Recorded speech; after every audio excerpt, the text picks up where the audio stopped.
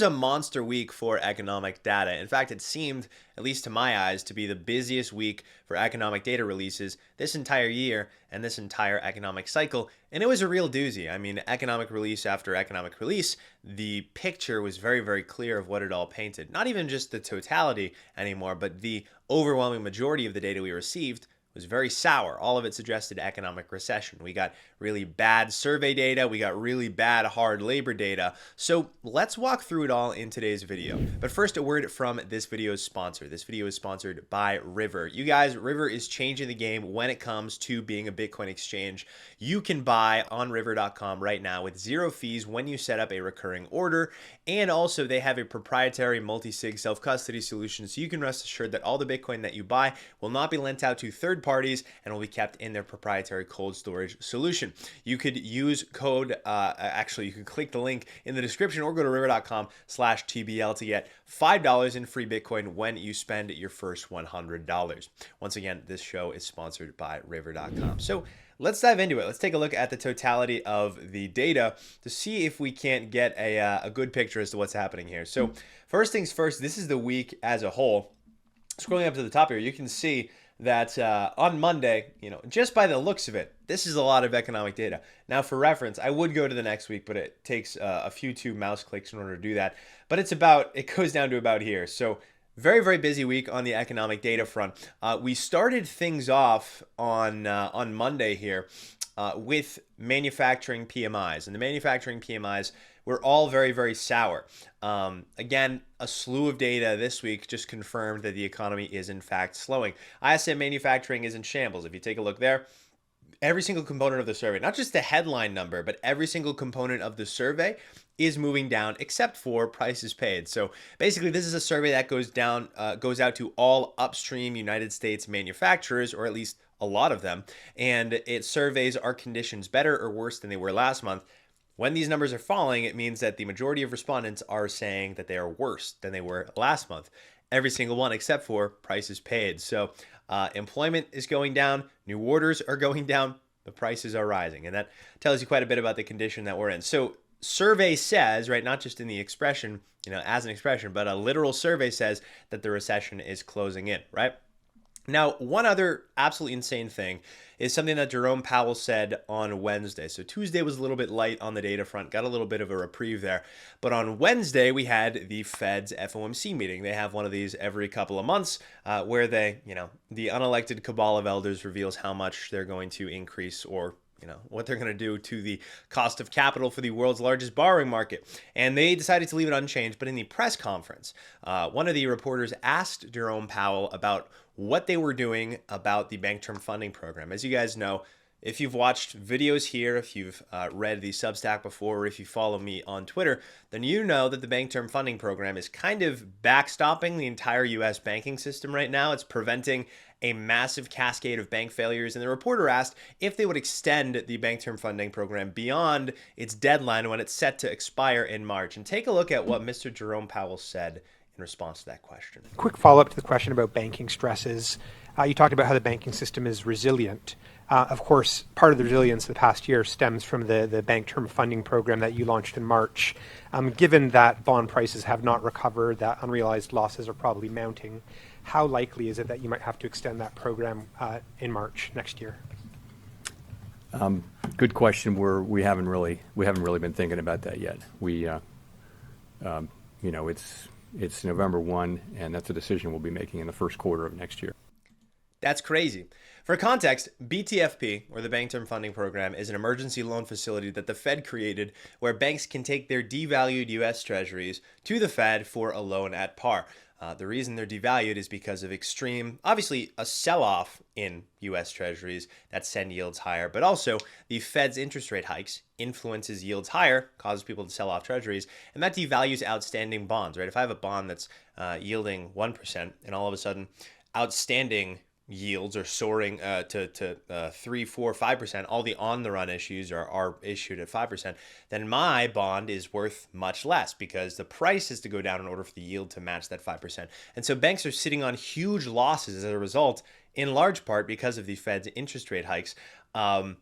And the size of those losses is $1.5 trillion. So there's a $1.5 trillion sized hole, in the balance sheet of US banks. And those unrealized losses would have to be realized if not for the Bank Term Funding Program. BTFP lets banks take these devalued treasuries, exchange them for par. Now, this is a loan facility, and the loans are set to expire in March. Now, again, there are $1.5 trillion in unrealized losses floating throughout the banking system. Granted, not all of that is being taken to the Fed's BTFP. The lion's share of banks are just sitting on these losses. If BTFP were to expire, then that would mean the outstanding $110 billion in loans, roughly, would have to be called in, obviously. And then who knows whether or not those banks have been able to repair their balance sheets in time. So it's essentially a really big gamble. And the long and the short of it is the program ends in March, and he said he hasn't even thought about extending it. He'd better start thinking. But really, the reality here is, of course, he's start thinking. He's just lying. He doesn't want to stir panic and accelerate the current de-risking in markets, let alone cause any panic. So he's saying, we haven't thought about it. But in reality, it's going to be a permanent facility. Like all emergency facilities that not just the Fed, but the government creates. I mean, following obviously the tragedy of September 11th, the Patriot Act, right? Following Edward Snowden, who unveiled the Patriot Act, it's still happening, right? They're still listening to me on my phone, right? What was supposed to be this temporary measure to stop terrorism in the United States is now a permanent measure used by the US government. Same thing with several of the bailout facilities introduced in 2001 and 2008 and 2020, right? QE was supposed to be a temporary mechanism, and now it is a mainstay monetary policy tool. So will be BTFP, right? BTFP will become a permanent monetary policy tool. And essentially, the Fed is going to permanently backstop its own government's bond market, right? Now, of course, the Fed is purportedly a separate institution from the US government. Making this a permanent facility totally casts aside any notion of separation from the US government once and for all, right? Making this facility permanent would basically make these two entities completely interlinked, align their interests completely. And essentially what this does is it completely eliminates the fire sale risk, that big left tail risk present in U.S. Treasuries and frankly present in any other bonds. Which kind of is highly manipulative. And it's highly manipulative in a way that only the Fed can do. And again, now that they're working in tandem with one another, interests fully aligned, it's so unbelievably unconstitutional, right? In our Constitution, there is no central bank, but of course the Fed and the Treasury being separate has allowed them to kind of skate around that unconstitutionality. And, the Constitution doesn't really stop the government from doing anything, right? But the unconstitutionality of the Fed has never been more clear. In fact, they're trying to sue Bitcoin Magazine right now for their t-shirts, which just goes to show how fickle they are. Anyway, moving on to job data. So we got this after Jerome Powell said these things on Wednesday. We got some job data as of today. So Thursday, all right, today's Friday. Job data is deliberately overestimated here in the United States. I think it's no secret. That is the truth. That is the long-held belief, and that is abundantly obvious when you take a look at this. 8 out of the 9 job reports have been revised lower. So we got new NFP data this morning, non-farm payroll data. And you can see here, 8 out of the 9 job reports in 2023 have been revised lower. I'm trying to move my finger, but it's not very easy to do that. So here's what the government does. Here's what the BLS does. And they deliberately overestimate the strength of the labor market in order to imbue the public, who doesn't ask many questions, with false confidence about the U.S. economy. And also, because this is the cycle, so payrolls come in strong. Of course, they're hotly overestimated. 8 out of the 9 months that have been reported this year have been hotly overestimated. The media talks about it. The media goes, my goodness, ain't this economy strong? Joe Biden even gets out, walks up to his podium with the help from his aides, of course, and he says that the job market is strong, lowest unemployment rate ever, everyone goes rah, rah, rah, and then he walks away. So it's basically this victory lap speech, right? But then the next month, when the following report comes out, the previous month is revised down by 10,000 jobs or more. And in the case of this year, way more than 10,000 jobs, right? And then there's no media coverage. Okay, so payrolls are strong. The media covers it. It gets revised down. There's no media coverage, right? So it's propaganda, right? It's pure ministry of truth type stuff. Now, one time is a mistake. If this was a revised down one time, that could be considered a mistake. Totally reasonable. 8 times is a pattern. Right? And that's because all that they have left is propaganda to sell you that the labor market is actually doing extremely well. Moving on here to another piece of data, two pieces of data actually that were introduced on Thursday and Friday, right? So on Thursday, we got initial jobless claims. We get jobless claims data every single Thursday. But on Thursday, we got data that showed continuing jobless claims rose to a new cycle high of 1.818 million, which sets a new high for this cycle. Now, of course, continuing jobless claims are people who file for unemployment and then they stay on unemployment, right? And this rises as a recession nears. More and more people are put out of work. They stay on unemployment benefits. And then, of course, eventually the unemployment rate rises to a degree that NBER considers it a recession. So jobless claims lead the unemployment rate by about 1/4. We'll call it 1/4. Now, continuing claims have been rising for ages now. And of course, they continue to rise persistently. They just reached a new cycle high. And that's because tighter credit conditions are really starting to translate into labor market weakness after a multi-month lag. So say bye-bye to the record low unemployment rate that the powers that be have been advertising for so long. Bidenomics, after all. And like clockwork, today, we got the latest unemployment rate, and lo and behold, it totally reflected this dynamic that I described about the Thursday data. Unemployment followed initial jobless claims after a multi-month lag and rose to a new high for this cycle of 3.9%. Now, our friend TXMC pointed out on Twitter that when the unemployment rate rises 0.5% above its cycle low, recession comes shortly after, and that's exactly what we're in store for now. Take a look at every single instance of both jobless claims and the unemployment rate rising above a certain level. There is a threshold that once it's crossed, right, a recession is kind of inevitable, and we have approached that stage. So that is precisely where we are right now. Moving into some of the more granular job data, people with 2 or more jobs just hit an all-time high of 8.356 million in the United States. So this was part of Friday's BLS labor report data as well. And this is seasonally adjusted, right? So the not seasonally adjusted numbers are higher, but to cut the US government a little slack, I decided to use the seasonally adjusted numbers today. But people with 2 or more jobs just hit an all-time high of 8.356 million in the United States. So it's pretty evident that Americans are at the end of their rope, right? You watching your video know this. You know that the price of groceries has gone up. Now interest rates on your credit card that you use to buy those groceries has also gone up. You may be buying it with cash, and ultimately your wages, chances are, they haven't been able to keep up with the price increases for the necessities that you need, right? The middle class is rapidly withering away as people take on more and more and more jobs, and higher interest rates clash with still high prices. Because remember, prices never go down. That's the way that the Fed operates. It does not allow prices to go down because it thinks the economy would collapse if prices did go down. It's all about a loop of spend, spend, spend. And so not only are rates higher now, but prices are, of course, still high. They never go down. And people are forced to take on 2 or more jobs. This is Bidenomics in action, folks. And of course, I know full well that this is the Fed's doing, right? This is not the work of the U.S. government largely. But I'm saying that just to make fun of it, right? I'm saying the Bidenomics thing to make fun of it because the propaganda this cycle, at the very least, is so potent and so obvious and so terrible. So much so, it's so bad, right? Conditions are so bad that instead of a victory lap speech from the president, like I mentioned, they like to trot him out and do a rah-rah speech about how great the economy is doing. This has followed every single one of the last several months good non-farm payrolls data releases. Good. Instead of that, they sent out their chief propagandist, right? The chief labor secretary, right? And what did the labor secretary have to say? Let's take a listen here. And here with us now is Julie Su, acting U.S. Labor Secretary. Secretary, what do you think of the numbers? What's your first take? It's a good jobs report. It shows steady, stable growth. I know we've been saying that for a couple months now, but this last month's number was 150,000 jobs created. It brings the total since President Biden came into office to 14 million, at the same time that we continue to see unemployment rate under 4% for 21 months straight. That's the longest in over 50 years. Madam Secretary, good morning. Wait a second. It's a good jobs report? That's what she said. She said it's a good jobs report. Unreal.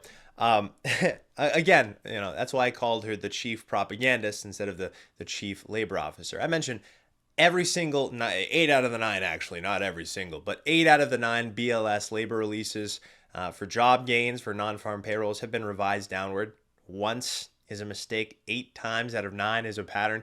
It's quite clear. All that is left in this economic cycle, right, with the U.S. government and the Fed working in tandem, basically one entity, is to completely dissemble what is really going on, to convince you that conditions aren't as bad as they really are. And that's what she just did. She just got out on her pulpit and said this labor report was good. She also went on to say that these numbers are inconsistent with a recession. I would like to point her to this chart right here. And the 3-month, she said that because the 3-month average is still 204,000, even though, of course, 1.8 million. Excuse me, she's referring to non-farm payrolls, right? So she would be referring to quick follow this chart right here, right? So even though 150,000, really disappointing number, she still cites, for whatever reason, the 3-month average. We have no leaders anymore, people, and it's never been more clear. So what other economic data was released this week that paints a very, very sour picture? Well, services PMIs, right? So we talked about manufacturing PMIs, down upstream manufacturers here in the United States. Are conditions better or worse the next month? But what about service providers? A little bit more downstream, right? Not people who are responsible for manufacturing goods, but people who are responsible for services. And it paints a very similar picture. So ISM Services PMI closed out the week as the very last data report a little bit earlier today, and it was a fittingly dismal one, okay? It fell to its lowest level in 5 months as each of its components, apart from new orders, which is still rising as the Christmas season begins, fell, right? So the headline number fell, business prices fell, employment fell, right, which makes sense. Fewer people are going to go get their nails done. You lay off the people who are doing the nails, makes sense, but new orders are rising, and that makes sense as the Christmas season comes up and approaches. Again, so manufacturing surveys, they point to economic contraction. ISM services surveys, they point to economic contraction. The labor data points to imminent economic contraction. And what do we think the market's reaction was? Well, the market reacted very negatively. The market reacted by piling into the safe haven asset of the world, U.S. Treasuries. There was a monster move in yields that accompanied the market reaction to the totality of this data this week, right? In the last TBL Weekly, which is the free report we do every single Saturday morning on our Substack, you can find it in the link below or in my bio if you're watching this on Twitter. We talked about how this was going to be a pivotal week for the economy, right? There was a slew of really important economic data releases. It was either going to make or break the fugazi that the Fed has been able to prop up for this cycle, and the other government agencies as well. And it turns out, yeah, that fugazi kind of got decimated very quickly. With the economy slowing so rapidly, according to this week's data, survey data deteriorating, jobs data withering, yields are plummeting. People are piling into the safe haven asset of U.S. Treasuries because they feel a recession is right around the corner. Twos, if you take a look at the 2-year yield, right, which is the proxy for Fed funds, the proxy for where people think the short rates are going to go, it fell 28 basis points in the last 30 days. It fell 12 basis points just today. And the 10-year yield, which are growth expectations, which are more in line with, inflation, what the U.S. economy is doing, those fell 26 basis points this month and 13 basis points today. So it's clear the market thinks a recession is on the horizon. It's piling into U.S. Treasuries in order to safeguard itself from that. And of course, higher for longer is kind of dead, right? At least the first part of that phrase is dead, right? The higher part. Now the question is, how long can the Fed hold here before the labor market unwinds, which it's already happening, and the unemployment rate follows, which it is already happening. Now, again, it just remains a question of how long will the Fed keep this up? At what threshold does the Fed decide to back off? So very clear. Survey says hikes are over. Recession is soon. Very clear. So then the question becomes, and the final question that I'll leave you guys with, this is something that Michael Cantor said earlier today on Twitter.